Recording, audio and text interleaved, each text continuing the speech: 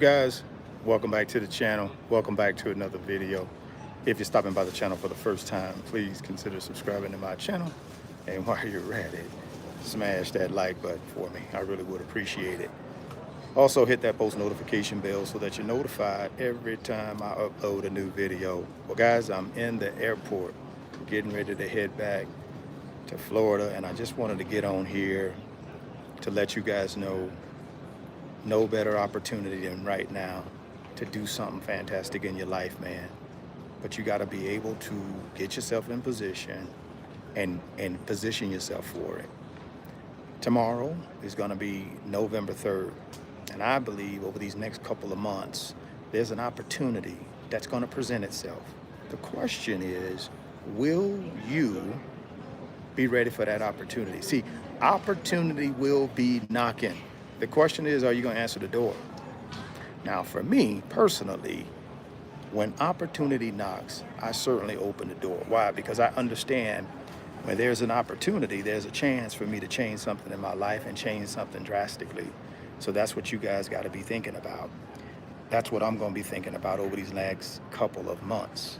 Now, last week, we had some information present itself to us in the form of Q3 earnings reports for 5 of the 7 magnificent 7 companies. And that, in my opinion, is a positive tailwind. We also had the CPI inflation report for September come out, and it met expectations. So in my opinion, that's a positive tailwind as well. Now, you guys know I'm not a financial advisor. I'm not trying to play one on YouTube. My goal here is not to tell you what to do. My goal here is to provide you some information that you can then go out and do your own research and take a look at and see what opportunities are going to be knocking at your door. And hey, listen, people that are prepared, people that prepare themselves for success, when opportunity knocks, they open the door. The folks that are not prepared for success, they're not prepared for wealth transfer. Normally, when opportunity knocks, they don't open the door because they're not prepared. So my recommendation for you guys over these next couple of months is put yourself in position, get yourself prepared. Now, a couple of things I want to run through with you that I believe are important for you guys to consider. And again, it's just a consideration. I can't tell you what to do. You got to go out and make sure you do your own research and your own due diligence and come up with a game plan that can help you. But I'm going to give you 4 basic financial principles that I believe can help you. Number 1, live on less than what you make. So if I got $3,000 a month coming in, my goal would be to live on $2,000 a month. Right? Because here's the thing, man, if I don't have anything left over to invest, then I can't build any wealth. So first thing I got to do is figure out how to live on less than what I make. The second thing I got to do is I got to live on a personal budget, which is a financial plan. And that personal budget for me simply looks this way. I take my expenses, right? I'll go ahead and write all my expenses down. I also write down all my income sources. So wherever I'm getting my income from to actually pay for my life, I write them down. And I write down those expenses. Now, here's the thing with the expenses. You got 2 types of expenses. You got need expenses, and then you got want expenses. So what are need expenses? Need expenses are the things that we need in order to live. They're a necessity to life. Food is a necessity to life. Shelter, right? Clothing, transportation, insurance. All of these things are basic things we need to live. Now, what is a want? A want is something that is not necessary to live. Although food is necessary, going out to eat 5, 6, 7, 8, 10 times a month is not a necessity. See, I can go to the grocery store and buy my food, bring it home, and cook it. So I'm still meeting the need to feed myself and provide nourishment for myself. But me going out to a restaurant 10 times a month is just a want. That's just a waste of money. So I got to be able to make sure I can tell the difference between a need expense and a want expense. right? Me going to the barbershop to get my little raggedy beard groomed is a want. That's not a need. I can groom my own self at home. That, you see what I'm saying? So you have to go through your expenses. And what I would recommend you do is you put a W, right, or an N next to each one of your expenses. And then once you get done with that exercise, the goal would be, or at least on my end, my goal is to cut out all the W needs. Cut them out. Discontinue them. And only focus on the needs that actually have the N, right? My expenses that have the N next to it. So that's what you got to do. Now, if some of you folks are saying, listen, Richard, I get where you're going with this. I'm living on less than what I make. At least I'm trying to. The problem is I have more, expenses than I have income. How do I rectify that? Well, number one, take a look at the expenses and make sure everything is a necessity. Now, if you're telling me all your expenses are necessities, then the next thing I would ask you to do is think about adding some additional streams of income to your household, right?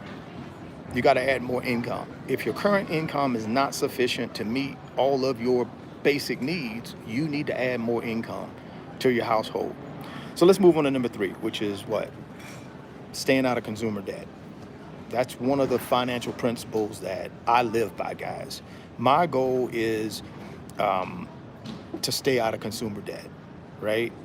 I'm not talking about mortgage debt where you go out and buy yourself a home and you got a mortgage and that's debt. No, I'm not talking about that. I'm talking about these things that you go out and leverage, right? You go out and leverage your credit to have these things that are what? Depreciating assets that are not going to add any net worth to your life, not meaningful. It won't create any income. So we got 2 types of debt, right? We got bad debt and good debt.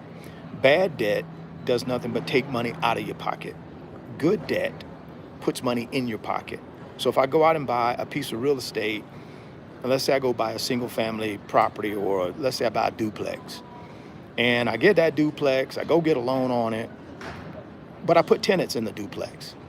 Now these tenants are going to pay me rent.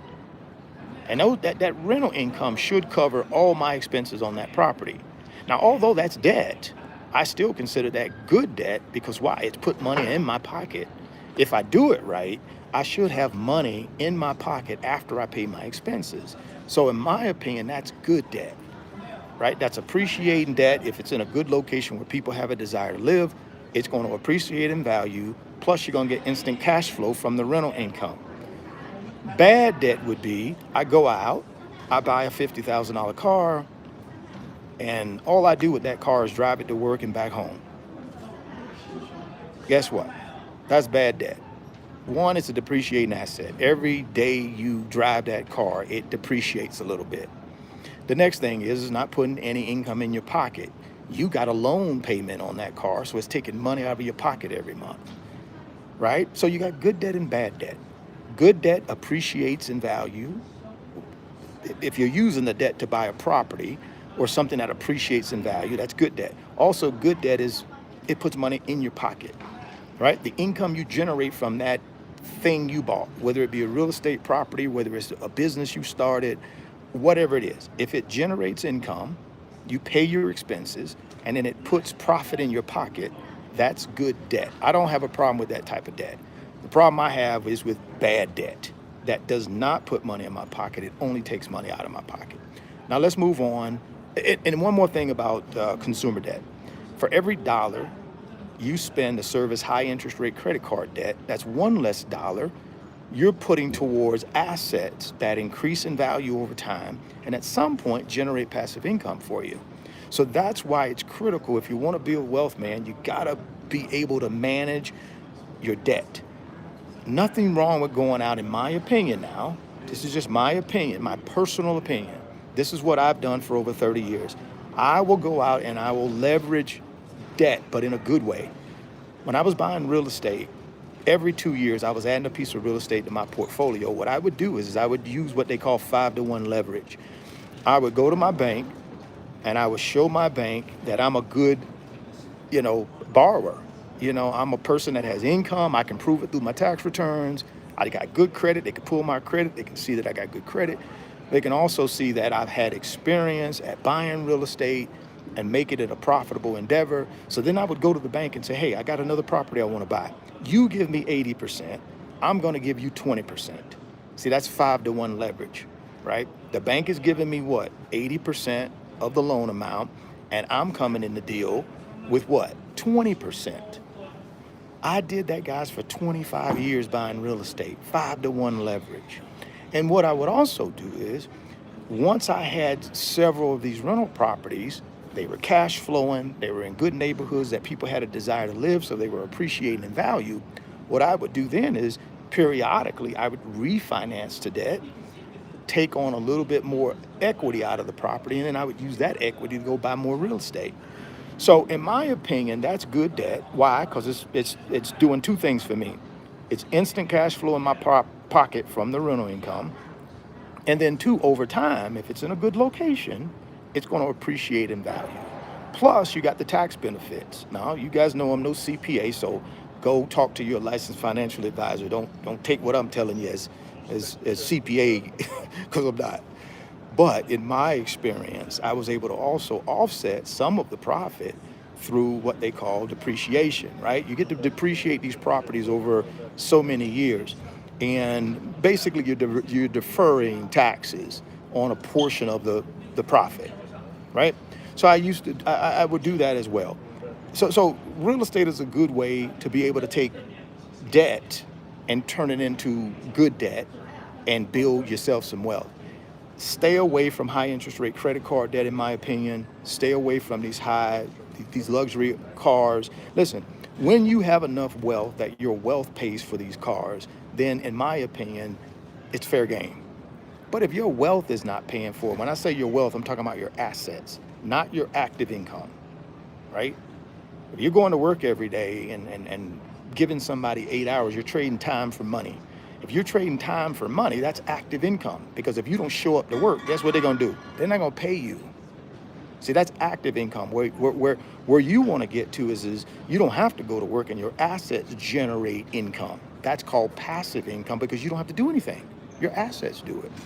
So that's what I wanted to get myself in that position when I started this journey at age 26. My goal was by the time I was 50 years old, that I would have enough in assets to be able to walk away from corporate America and be able to live my own lifestyle without worrying about having to go to work for somebody. So in order to do that, I had to be strategic. And real estate was a big part of me being able to do that along with paper assets.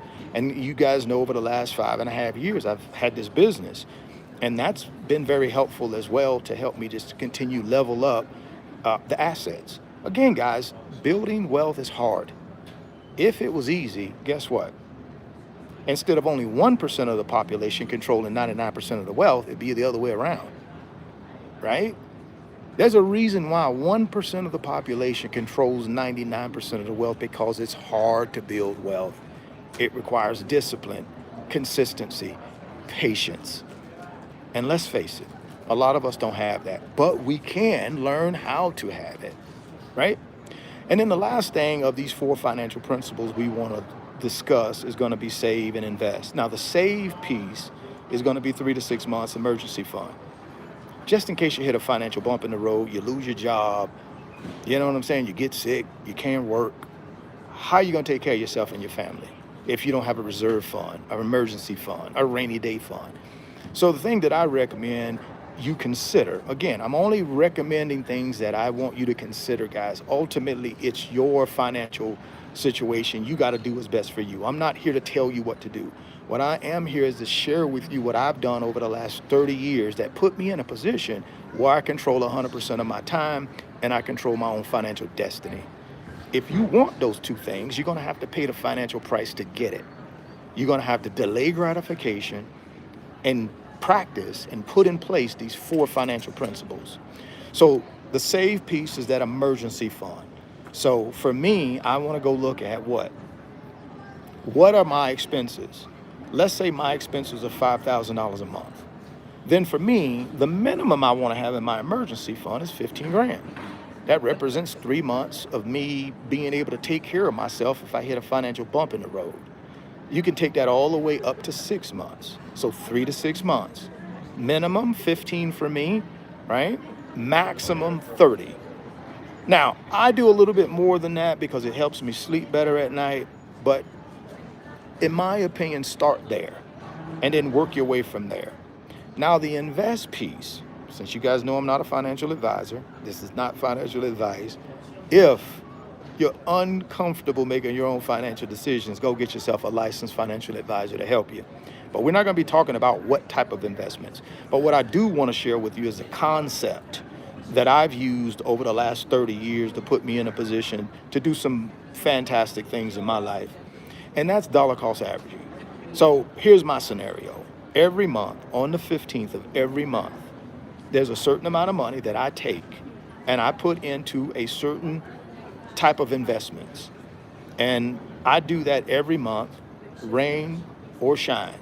No matter what the market is doing, up, down, sideways, I take that certain amount of money on the 15th of every month and I put it in certain investments.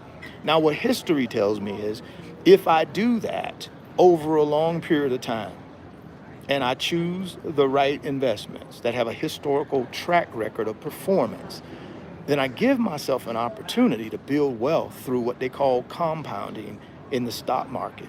Now, what is compounding? Compound is simply, in my opinion, a couple of things, right? So if I buy something and it has a certain value today, but I believe in 5 years that value will be higher, then what I can do is go ahead and buy that asset and I can hold that asset for 5 years.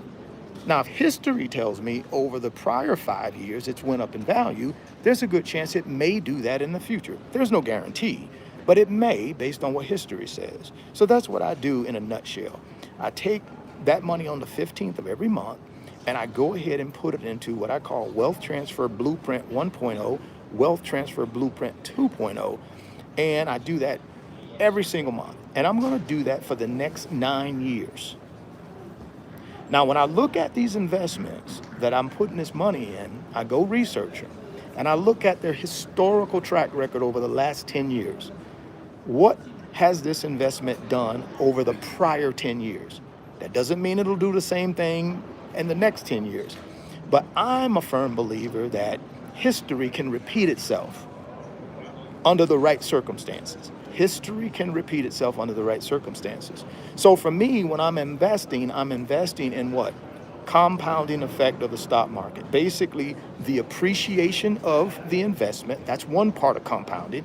And then the other part of compounding is where I take the dividends. If a dividend's being paid, I take the dividend and I reinvest it back into buying more of that investment.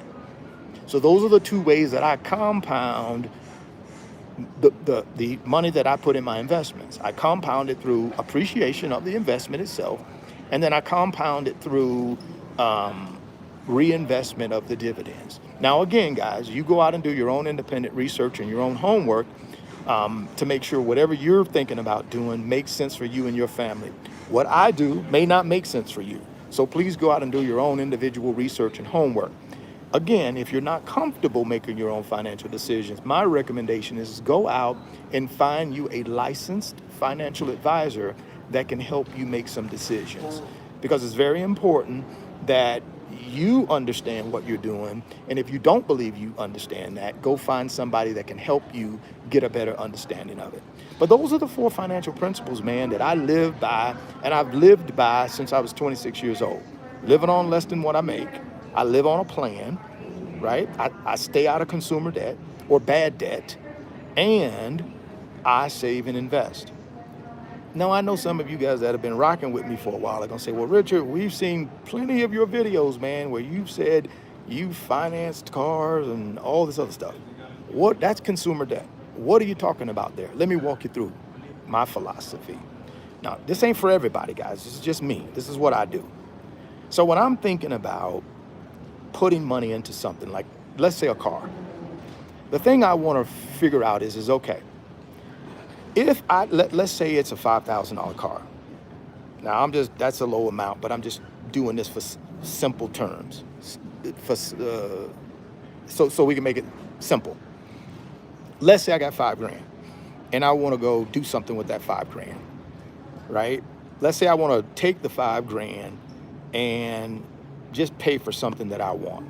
But the thing that I'm buying is not going to appreciate in value. It's actually going to go down in value.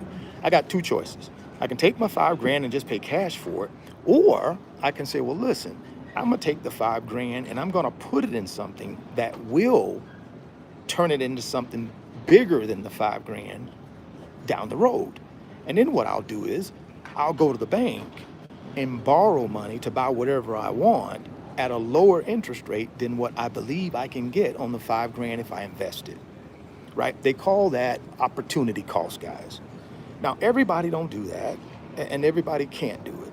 But for a guy like me, when I'm buying these cars, that's what I look at. I look at the opportunity cost. You know, should I take a bunch of money out of my investments to buy something that is not going to appreciate in value? It's actually going to go down in value. Or do I go out and take a loan to buy it, and then the money that I would have paid it cash for it, I put it in an investment that could potentially pay me higher. For example, let's say I want to go buy this car, and the car costs $50,000. Let's say I'm fortunate enough to have enough cash in my account to be able to pay cash for it, right? But I also know that car is going to, as soon as I drive it off the lot, it's going to depreciate by 10%. So instead of it being worth 50 day two, it's going to be worth 40,000. So I say to myself, okay, if I can go to the bank and borrow 100% of that 50 grand, and the bank is willing to give it to me at a 5.75 interest rate, right? Now, if I take the 50 grand and I can put it in something that historically has paid a higher return than 5.75, then for me, the opportunity cost it comes into play, right? Let's say hypothetically I can get 8% in some type of investment, but the bank is going to charge me 5.75%. The opportunity cost for me paying cash for that car is not something that I want to miss out on. I'd rather get the 8.75 and just pay the bank the 5.75 and maybe potentially be on the upside on that particular transaction. So those are some of the things that I try to think about, guys, before I go out and do anything. But again, that's my situation. That may not be your situation. You got to do whatever is fiscally responsible for you and your family. And I try to do whatever is fiscally responsible for me and my family. My goal here on this YouTube channel is not to try to tell you guys what to do. That is not the goal. My goal is to just share with you some of the things that I do that I believe can give me an opportunity to take advantage of one of the greatest opportunities in American history to transfer some wealth. So drop me some comments down in the comment box and let me know what you guys think about these 4 financial behaviors. Like I said, I'm en route, headed back to Florida, getting ready to get on this plane, man, and get myself back to the Sunshine State and get back on the normal schedule on November 3rd, which is Monday, with my normal uploads. And looking forward to getting back into the Wealth Builders financial community, where we're going to have a live stream on Monday night, November 3rd. So for all you wealth builders out there, get ready for that. Get prepared for that. I again, guys, believe I'm an optimistic investor, right? I'm an optimistic guy, period. I just believe that I'll plan for the worst, but I'm always optimistic about the best. I always want the best, but I certainly do plan for the worst. And I would ask you guys to think about the same thing. Again, man, if you want something to change in your life, you're going to have to change it. There is nobody that is going to come knock on your door and change your life for you. You're going to have to change it. You're going to have to make the hard decision to live on less than what you make. You're going to have to make the hard decision whether you want to live on a plan and manage your money properly. You're going to have to make the hard decision to stay out of consumer debt, especially high interest rate credit card debt. And then you're going to have to make the decision if you want to, save and invest, right? Have you an emergency fund for any bumps you hit in the road. And then, of course, if you want to be able to invest to build wealth and create passive income. These are the things you're going to have to make a decision on. Appreciate y'all for checking in, man. And like I said, if you're checking in for the first time, please consider subscribing. Please share the video, and please smash that like button. Thoughts become things. If you can see it in your mind, you can hold it in your hands. You guys keep chasing your greatness. Never stop believing in yourself. Stay healthy, get wealthy, and I'm gonna catch you guys on the next video.